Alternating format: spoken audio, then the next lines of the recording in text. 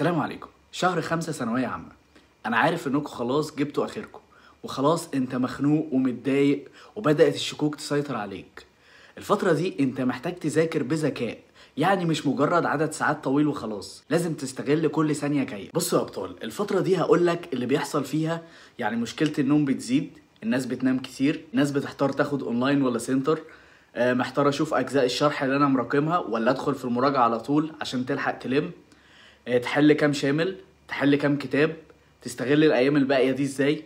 انا هقول لكم كل حاجه يا ابطال، ولكن ما تنسوش الاول تعملوا لايك للفيديو ده وتشتركوا في القناه وتفعلوا الجرس. مهم جدا تفعلوا الجرس عشان الفيديو اللي بعد ده على طول هيبقى اهم فيديو طول السنه باذن الله، عن ازاي تتعامل مع ورقه الامتحانات واهم تريكات تعملها قبل لجنه الامتحان وبعد اللجنه كمان. ويا ابطال مهم جدا، انا بطلع لايفات الفتره دي على جروب التليجرام، لسه طالع معاهم اول امبارح ساعتين، بشوف ايه مشاكلكم وحلها بفضل الله. اللي هو ده اسم الجروب يا جماعه، اكتب في بحث التليجرام الاسم ده هيطلع لك الاسم، سنحقق حلما. وهحط لكم لينك الجروب في الوصف برضه وفي اول تعليق. كله يدخل الجروب يا جماعه عشان اي حاجه هتفيدكم جدا الفتره دي هحطها في الجروب ده. اول حاجه مهمه جدا لازم اقولها ان كفايه احباط. التحفيز الحقيقي مش انا اللي بديك التحفيز، صدقني التحفيز بيجي من جواك انت.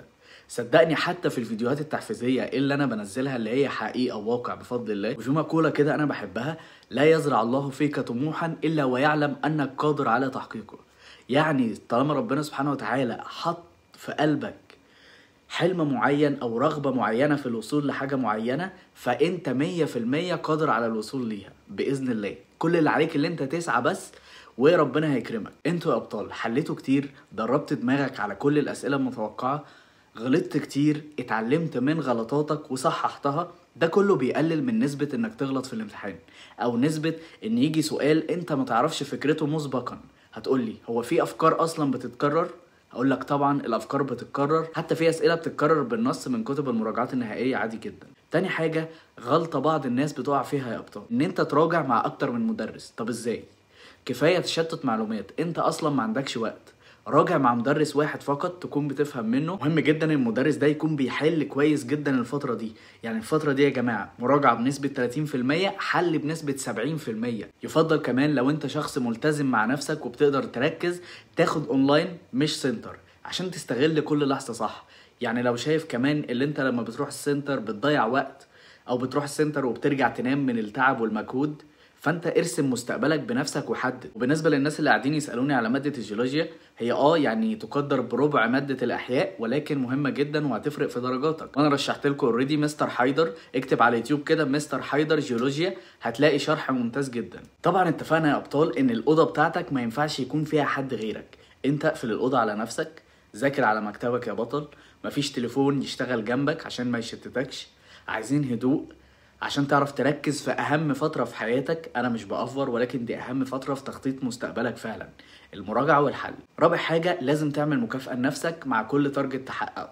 يعني ما تحبسش نفسك في البيت. قول مثلا لو خلصت مراجعة ال3 شباتر دول انا هخرج ارفه عن نفسي بالليل ساعة كده قبل النوم. انت بتعمل تحدي مع نفسك وبتكافئ نفسك. شوف اي حاجة تفرحك. طيب لو حضرتك او حضرتك متأخرين او مراكمين، الأولوية إنك تشوف الشرح الأساسي ولا تمشي في المراجعة والحل؟ بصراحة الأولوية للمراجعة والحل، لأن دول اللي هيعرفوك نقط ضعفك فين، وهيعرفوك أهم النقط في الحل وانت بتذاكر. فبالتالي لما تشوف الشرح الأساسي بعدها هتعرف ايه المعلومات اللي تركز عليها وايه المعلومات اللي بتيجي في الامتحانات. طيب يا أبطال تحل كام كتاب في المادة؟ ككتب مراجعة نهائية هو صدقني كتابين في كل مادة حل كفاية جدا. الناس اللي مش تلحق برضو يحلوا كتابين في المادة، يحلوا كتاب واحد مضمون زي كتاب الامتحان مثلا، ولكن يعرفوا الافكار اللي فيه كلها. في الانجليش مثلا او اللغات كده كده انت هتحل كتابين عشان تزود الحصيلة اللغوية بتاعتك. في مواد بقى يفضل فيها كتابين زي الكيمياء، كتابين برضو عشان ساعات بيصعبوها في الكيمياء زي امتحان السنة اللي قبل اللي فاتت كده. امتحان الأحياء ده بقى بيجي من كوكب آخر عشان تتعرض لأكبر عدد من الأفكار. أنا مش عايزك تقعد تحل وخلاص، لا أنا عايزك تعرف الإجابة النموذجية من ملحق الإجابات، ولو مش فاهمها علم عليها واسأل المدرس بتاعك أو اسأل الأسيستنت أو التيم لو بتاخد أونلاين. أنا مش عايزك تفوت أي حاجة الفترة دي بصراحة. خامس حاجة يا أبطال، خلي المواد الصعبة واللي محتاجة فهم في الفترة الذهبية اللي هي بيبقى فيها قمة الاستيعاب والفهم بتاعك، اللي هي من بعد الفجر لحد الساعة 10 الصبح. سادس حاجة من أهم الطرق الفترة دي يا أبطال هي التلخيص.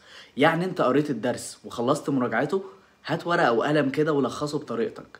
اكتب اهم المعلومات، لو كلمات انجليش اقعد اكتبها، لو معادلات كيمياء اقعد اختبر نفسك بالكتابة كده، اكتب معادلات الحديد واقعد اكتبهم. من اقوى الطرق في تحسين الذاكرة وانك ما تنساش المعلومة انك تربطها بالذاكرة البصرية، يعني شفت المعلومة، والذاكرة السمعية يعني سمعتها لنفسك بالكلام، يعني بتسمع بصوت، والكتابة برضو دي بتثبت المعلومات. سابع حاجة يا ابطال، اقرأ قرآن كل يوم، ولو كل يوم صفحتين مثلا، بنية ربنا يبارك لك في وقتك، هتلاقي بركة في يومك صدقني. ثامنا يا ابطال، راجع اكتر من مادة في اليوم، يعني وليكن مادتين في اليوم مثلا، لانك لو مسكت مادة واحدة طول اليوم قاعد تراجع فيها انت هتزهق. ويا ابطال الناس اللي بتنام كتير الفترة دي، انت لازم تعرف السبب. اولا يا اما هروب من الواقع، يعني انت بتصحى كده بتقول انا ورايا تراكمات كتير وغم وتعب، فتروح نايم تاني هروبا من الواقع والتراكمات دي، ودي مشكلة نفسية انت لازم تحلها من جواك انت، وتقتنع انك كده بتزود العبء عليك مش بتخففه.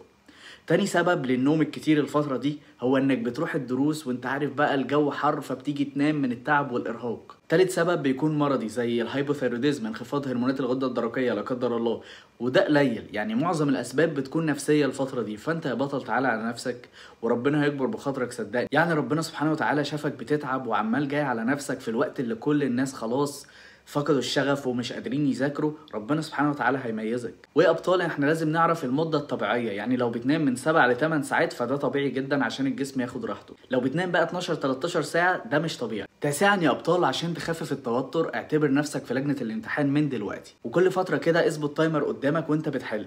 طبعا طبيعي جدا انك تغلط في المراجعات حاليا، ولكن شوف النقطه الجوهريه دي، انت هتعمل مذكره يا بطل تجمع فيها الغلطات بتاعتك في كل ماده، يعني تكتب المعلومه الصحيحه والمعلومات الاضافيه اللي بتعرفها من خلال نموذج الاجابات، عشان قبل كل ماده يا بطل قبل الامتحانات هتشوف كشكولك دوت او المذكره اللي انت عاملها اللي انت مجمع كل المعلومات اللي انت غلطت فيها والمعلومات اللي بتنساها. عاشرا انك تراجع، مش انك تمسك المنهج وتقراه من اول وجديد. المراجعه يا بطل يعني انك تقرا الشابتر وتركز على اهم النقاط اللي بتتكرر في الاسئله، وتركز على اكتر المعلومات اللي انت غلطت فيها او بتنساها. اخر معلومه حابب اضيفها، ان اكتر معلومات هتفتكرها عارف هي ايه؟ هي المعلومات اللي رجعتها قبل النوم على طول، لان المخ بيثبت اخر معلومات استقبلها قبل النوم. عمليه التثبيت دي بتحصل امتى؟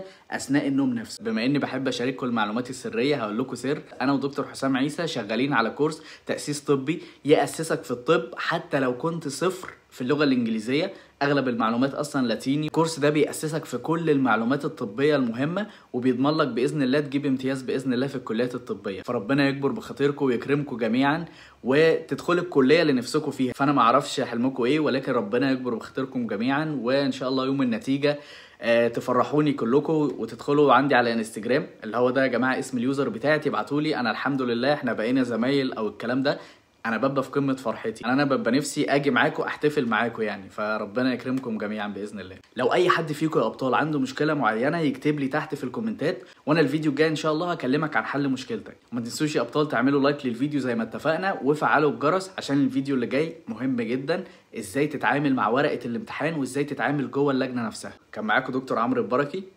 السلام عليكم.